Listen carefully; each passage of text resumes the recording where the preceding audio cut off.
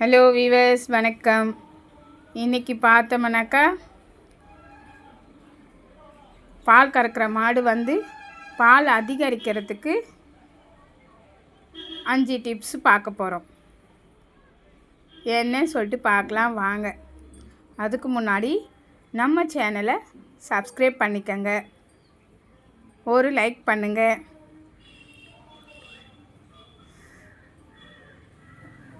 First பால் டைமுக்கு கறக்கணுங்களே. நாங்கள் வெடிகாலம் 3 மணிக்கு கறக்கிறோம்.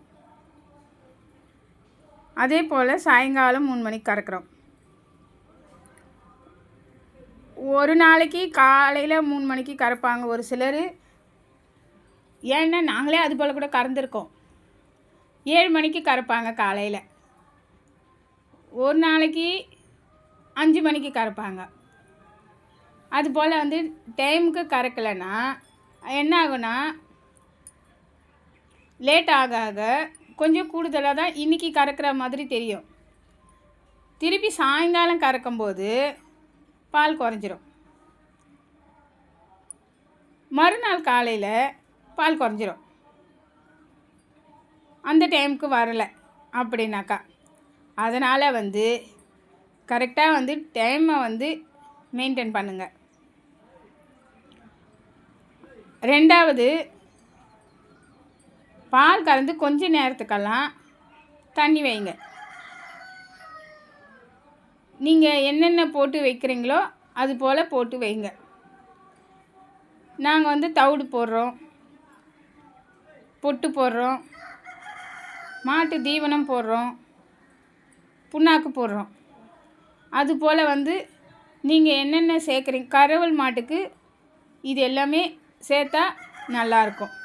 மாடும் நல்லாயிருக்கும், பாலும் கூடுதலாக கறக்கும். இன்னும் உங்களுக்கு என்ன தேவையோ அதெல்லாம் சேர்த்துக்கங்க. எனக்கு பால் மட்டும்தான் வேணும் அப்படின்னா இன்னும் நிறைய இருக்குது. அதெல்லாம் சேர்த்துக்கினிங்கன்னா நல்லாவே பால் கறக்கும். ஆனால் பால் அவ்வளோ டேஸ்ட்டாக இருக்குமான்னு தெரியாது. எங்களுக்கு நானே ஒரு மாட்டு பால் மட்டும்தான் எடுப்பேனுங்களே. நல்ல டேஸ்ட்டாக இருக்கும், டீக்கும் நல்லாயிருக்கும். நாட்டு மாட்டு பால் தான் எடுத்துப்பேனுங்களே. அது போல் நீங்கள் உங்களுக்கு எது பிடிச்சிருக்கோ அது போல் செய்யுங்க. ஆனால் மாடு செனையில் எப்படி இருக்கோ அது போல் கறவலில் இருந்ததுன்னா ரொம்ப நல்லது. நல்லா இருக்கும், நல்லாவும் கறக்கும். மாடு கரையாமல் பார்த்துக்கங்க. பால் நல்லா கறக்கிறப்ப மாடு கரையுங்களே. அடுத்ததாக மாட்டுக்கு பச்சை புல் ரொம்ப முக்கியம். பச்சை புல் போட்டு பாருங்கள், அது நல்லா பால் கறக்கும். உங்களுக்கே தெரியுங்களே. ஒரே மாதிரி புல் போடாதீங்க. அப்போ ஒரே மாதிரி இருக்குன்றது கிடையாது. இன்றைக்கி போட்ட புல் நாளைக்கு போட்டிங்கன்னா அது அப்படியே மிதித்து இது பண்ணிடுங்களே. ஒரு நாளைக்கு ஒரு புல் போட்டு பாருங்கள், சுத்தமாக தின்னிடும். நம்மளுக்கும் நல்லா பால் கொடுக்கும். நீங்கள் ட்ரை பண்ணி பாருங்கள், உங்களுக்கே தெரியும். வைக்கோல் ரொம்ப முக்கியங்களே. அப்போ தான் நல்லா கண்டிஷன் கரெக்டாக இருக்குங்களே. அசைப்போட எல்லாமே சாணியும் கரெக்டாக இருக்கும். பச்சை புல் தின்றதுனால கொஞ்சம் சாணி வேறு மாதிரி இருக்குங்களே. கூட வைக்கோல் போட்டோம்னா நம்மளுக்கும் சாணி அள்ளுறதுக்கு கரெக்டாக இருக்கும். ஒரு வேளை பச்சை புல், ஒரு வேளை வைக்கோல்னு சொல்லிட்டு போடுங்க. அடுத்ததாக பார்த்தீங்கன்னாக்கா,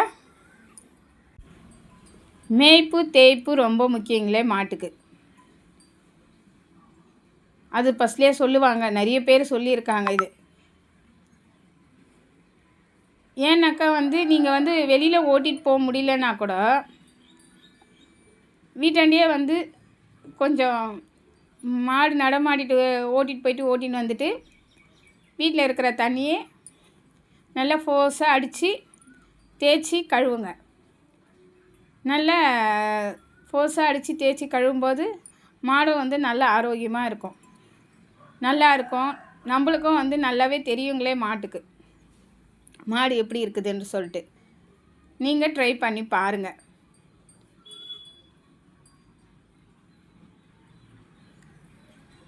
சும்மா வந்து ஈ முச்சிக்கின்னு கொசு முச்சிக்கின்னு கொஞ்சம் இப்படி அப்படி இருந்ததுனாவே மாடு வந்து ஆரோக்கியமாக இருந்ததுனாவே நம்மளுக்கு பால் நல்லா கொடுக்குங்களே. நம்ம எந்த அளவு கவனிக்கிறோமோ அந்த அளவு மாடும் நம்மளை கவனிக்குங்களே. நீங்கள் இது போல் செய்து பாருங்கள், உங்களுக்கே தெரியுங்களே. இது போலலாம் செய்து பாருங்கள், கண்டிப்பாக பால் அதிகரிக்கும். ஒரு சிலர்லாம் வந்து மாட்டுக்கு வந்து டைமுக்கு பால் கறக்கிறதில்ல, அதை வந்து குளிப்பாட்டுறதில்ல. நிறைய பேர் வந்து சும்மா மாடு அப்படின்னு வச்சுருக்குறாங்க. அப்படிலாம் இருந்ததுன்னா ரொம்ப கஷ்டங்களே. நீங்கள் இது போலலாம் செய்து பாருங்கள், கண்டிப்பாக பால் அதிகரிக்கும். இந்த வீடியோ பார்த்தவங்களுக்கு நன்றி. இந்த வீடியோ பிடிச்சிருந்ததுன்னா கமெண்ட் பண்ணுங்கள், ஒரு லைக் பண்ணுங்கள், சப்ஸ்கிரைப் பண்ணுங்கள்.